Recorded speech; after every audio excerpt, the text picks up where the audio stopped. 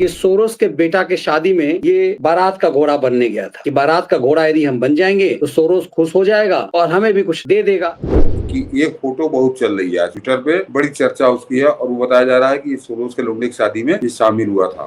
का घोड़ा बारात का घोड़ा है बेसिकली। लंगड़ा को आप तो लंगड़ा घोड़ा कहते हैं, मान लीजिए बारात का भी घोड़ा है कि बारात का घोड़ा रेस का घोड़ा बार बार बनने की कोशिश करता है, चुनाव हारने पर हर बार कहता है कि इलेक्शन कमीशन का खेल है। तो एक तरह से आखिरी सेंटेंस में उन्होंने वो भी स्पष्ट कर दिया कि वो जो जूता बजा रहे हैं ये अधेड़ के लिए बजा रहे हैं और उसी खोपड़ी बजा रहे हैं। बिल्कुल सर, ये अधेड़ जो हैं ये भाई साहब रेस का घोड़ा, बारात का घोड़ा, लंगड़ा घोड़ा ढूंढ रहे थे। अब वीडियो वायरल आ रहा है, पता नहीं अब कितना सच है इसमें कि सचमुच आप जो इशारा कर रहे थे वो सत्यापित हो रहा है, लेकिन पुख्ता नहीं है तो हम ये पता नहीं कैसे कहें कि सोरोस के बेटा के शादी में ये बारात का घोड़ा बनने गया था कि बारात का घोड़ा यदि हम बन जाएंगे तो सोरोस खुश हो जाएगा और हमें भी कुछ दे देगा। ये व्यक्ति जब उस समय जब माँ इसकी इस कदर बीमार थी, गंगाराम में भर्ती थी, ये पता नहीं सोरोस के बेटा के लिए रेस का घोड़ा बन रहा था और लगातार यहाँ हारता है, रेस का घोड़ा नहीं बन पाता, बारात का घोड़ा बनने जाता है कि हर चुनाव हार के बाद इलेक्शन कमीशन के ऊपर हमला करता है। कमाल की बात है कि एनडी गैंग में इसका एक अपर सहयोगी उमर अब्दुल्ला ने दे मारा जूता है। आज मीडिया के साथ बात करते, मीडिया ने जब उससे पूछा, सकदम हो गए सबके सब मैंने कांग्रेस प्रभावित मीडिया। अभी उमर अब्दुल्ला पे आता हूँ। फिर अभी मैंने ट्वीट किया हो जाए मैं कि एक फोटो बहुत चल रही है आज ट्विटर पे, बड़ी चर्चा उसकी है और वो बताया जा रहा है कि सोरोस के लौंडे की शादी में ये शामिल हुआ था। कुछ लोग कह रहे हैं वो एआई जनरेटेड फोटो है, मतलब वो अभी उसकी पुष्टि नहीं हो पाई है कि वो एआई जनरेटेड फोटो है, और कुछ लोग कह रहे हैं कि सही फोटो है, वो भी तबका है और वो फोटो बड़ा वायरल हो रही है। लेकिन अभी उस फोटो पे हम लोग को पुष्टि नहीं कर सकते कि वो वास्तव में वहाँ की फोटो है या कहीं और, क्योंकि वहाँ पे बंडे अंडी नहीं पहने हैं, कोट वोट पहने, सूट पहने, तो मुझको भी थोड़ा लग रहा है शंका है। लेकिन मैं उस फोटो को महत्व नहीं दे रहा हूँ। अब बताता हूँ दर्शकों से, उस फोटो के साथ एक आदमी का कमेंट है और ये देखिए कि इस देश के कैसे चाटुकार जो अपने आप को बड़ा पत्रकार बताते हैं कि फलाना संपादक, दिमागा संपादक, उस फोटो पे कैसे तिलमिला गया वो आदमी, ये अपने आप में बताता है उस फोटो का सच क्या है। पता नहीं मनी ये आया नहीं आए मैं ऐसे बता देता हूँ कि हमारे उत्तर प्रदेश के सूचना विभाग के उप निदेशक रहे हैं, डिप्टी डायरेक्टर रहे, राजेश राय, उन्होंने फोटो ट्वीट की, ये सोरोस के यहाँ की फोटो आई है। तो उस पर लोग कमेंट कर रहे थे, लेकिन उस पर एक आ गया दिल्ली का बड़ा खास वाला, मनीष जी का तो बड़ा प्रिय है वो विनोद शर्मा आ गया, हिंदुस्तान टाइम्स वाला, और वो आगे गरजने बरसने लगा कि तुमने कैसे कह दिया इसको हुआ, और उसका देखिए इस पर आ नहीं पाई है अभी मेरे ख्याल से, मैं ऐसे बता, कोई बात नहीं, चलिए। हाँ वो उसका कमेंट बता दे रहा, उसने लिखा क्या था कि वो उनको कह रहा है कि राजेश राय कुछ भी लिखते हो, कितने करोड़ का राहुल का लिबास बताओ। और ये विनोद शर्मा है, ये जरा सोचिए कि ये आदमी, मैं राहुल गांधी की फोटो सही है गलत है इसको छोड़ दीजिए, मगर इसकी जो टिप्पणी है उससे मुझे लगता है कि ये फोटो सही है, क्योंकि ये तो ये कहता, ये बड़ा पता नहीं कब से तो राजनीतिक संपादक है, तो ये आके कहता कि फोटो फर्जी है, ये एआई जनरेटर, इसने ये सब बातें नहीं की। इसको आग लगी, ये कितने करोड़ का लिबास है बताओ, तुम कैसे कह रहे हो इसको।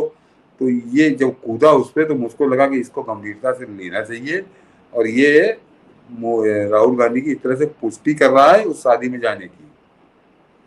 बिल्कुल, और इसीलिए कह रहे हैं कि तभी ये स्थिति हो गई राहुल गांधी की कि उमर अब्दुल्ला इससे कह रहा है कि जब ये हमेशा हार के बाद ये रेस का घोड़ा, बारात का घोड़ा है basically.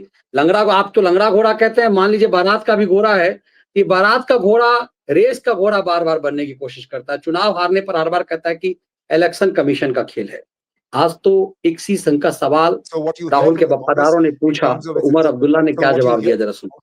In terms of its reservations about the process of elections, etc., this is all the Congress's own point of view. I don't share it. I don't share it simply because I'm not given to making excuses for things that I don't succeed at. If I have a problem with election results, then I need to have it when I won as well. My party did better than we expected in the October assembly elections. Nobody expected us to get this number of seats. Now, if the government wanted to fiddle with these elections, if they'd taken a handful of seats from me and given it to, let's say, Altaf Bukhari or somebody like that, would you really have thought that that had been daylight robbery? You guys would have probably thought, it's part of the division of votes. So if I don't have a problem with the way elections are conducted when I win, I certainly can't have a problem with the way elections are conducted because I've lost. So what you hear from the Congress in terms of its reservations about the process of elections, etc., this is all the Congress's own point of view. I don't share it. I don't share it simply because I'm not given to making ऐसे भी कोई जुटी आता है क्या sir? मैं दर्शकों को बता दूं कि कहा क्या है उमर अब्दुल्ला ने अंग्रेजी हिंदी के लिए कि उमर अब्दुल्ला ने अधेड़ को जोरदार थप्पड़ चढ़ा है। उन्होंने चुनाव आयोग पर हमला करने के लिए कांग्रेस की आलोचना की, और कहा है कि जिन चीजों में आप सफल नहीं होते उनके लिए बहाने मत बनाइए। ये अधेड़ को संदेश है, सीधा सीधा, बहुत जोरदार थप्पड़ मारा है। पूरा सुनिएगा क्या कहा है कि जिन चीजों में आप सफल नहीं होते उनके लिए बहाने मत बनाइए।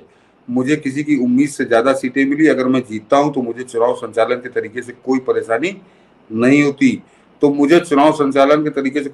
नहीं होती, तो हारने पर भी मुझे कोई परेशानी नहीं हो सकती। उन्होंने कहा कि यह इंडी गठबंधन का नजरिया नहीं है। ये जरा गौर करिए कि अब्दुल्ला कह रहे हैं कि ये इंडी गठबंधन का नजरिया नहीं है, यह सिर्फ कांग्रेस की राजनीति है।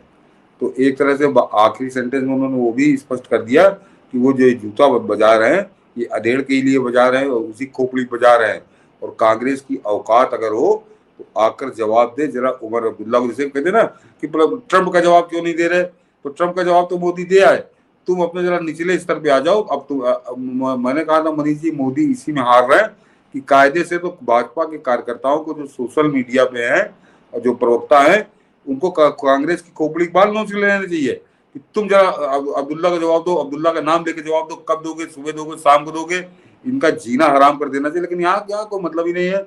यहाँ एक मोदी खींच रहा बैल की तरह, सब लगी बैलगाड़ी चल रही, पूरी भाजपा की चलेगी। ये अभी जितनी उपलब्धियां बताई इनका कहीं जिक्र नहीं है। पोछा मारने वाला सब यदि इस कंडीशन में हो तो आप क्या उम्मीद कर सकते हैं कि ये प्रवक्ताओं की टीम कौन भेजता है टेलीविजन चैनलों पे? वही चिरकुटों की टोली है, उनका काम प्रवक्ताओं को भेजना है, किस चैनल पे कौन प्रवक्ता जाएगा। तो अब समझ जाइए कि क्या है। मगर सचमुच आज अब्दुल्ला ने तो एकदम से नशा ही उतार दिया। कायदे से ये भी एक बहुत महत्वपूर्ण खबर आज होनी चाहिए। टेलीविजन डिबेट का सबसे महत्वपूर्ण मुद्दा में से ही होना चाहिए। यदि मान लीजिए कि इतना मेंटल लेवल नहीं है कि भारत की उन उपलब्धियों पर चर्चा कर सको कि यूनिवर्सिटी से लेकर के शतरंज में भारत की विजय को लेकर, ये लेवल यदि तुम्हारा नहीं है, इतना लेवल तो हो सकता था ना कि इस उमर अब्दुल्ला पे चर्चा कर सकता था। डिबेट का ये लेवल तो हो सकता था। लेकिन वही समझिए मूर्खों की टोली, ये समझिए पत्रकारों का भी गजब का एक ऐसा झोल है। सो कॉल राष्ट्रवादी बनता है, वो एक खानदानी कहता है आरएसएस का है, वो गरीबों का अर्नब उसे लोग कहते हैं, तो वो भी वैसे ही है। वो लात जूता खाते रहता है। कोई सब्जेक्ट, ये मेंटल लेवल होना चाहिए। मुझे लगता है ये सबसे महत्वपूर्ण मुद्दा है आज, जो कम से कम बीजेपी को उछालना चाहिए। सो कॉल्ड जो राष्ट्रवादी जर्नलिस्ट हैं, वो गरीबों का, पता नहीं, मुझे अर्नब ने तो मुझे लगता है जरूर इस मुद्दे को उठाया होगा, लेकिन हिंदी में जो देखने वाले लोग हैं आज ये पता चल गया। लेकिन सचमुच ये है कि खबर तो ये है, सोशल मीडिया पर ही जबरदस्त वीडियो वायरल हो रहा है। तो ये दौर सोशल मीडिया का है सर। अधेड़ के जो ईवीएम के नाम पर अधेड़ पिछले 2-2.5 साल से नंगनाच कर रहा है। अधेड़ के सारे कपड़े चौराहे पे खड़ा करके आज उमर अब्दुल्ला ने पाड़ दिए। ये पूरे इनके बयान का सीधा सार ये है। और अधेड़ और अधेड़ के पूरे गिरोह, पूरे कांग्रेसी गिरोह को जवाब नहीं सूझ रहा कि अब्दुल्ला को जवाब दे। और मैंने कहा ना कि जैसे लगे थे मोदी के पीछे, भाजपा को उसकी खोपड़ी खा लेनी चाहिए। कब दोगे जवाब? दो जवाब अब्दुल्ला को। लेकिन यहाँ तो बैठे हुए हैं तो उसका लाभ मिलता है, और मोदी अकेले बेताल की तरह धो रहे हैं। बस यही कहूंगा। चलिए ढोने दीजिए।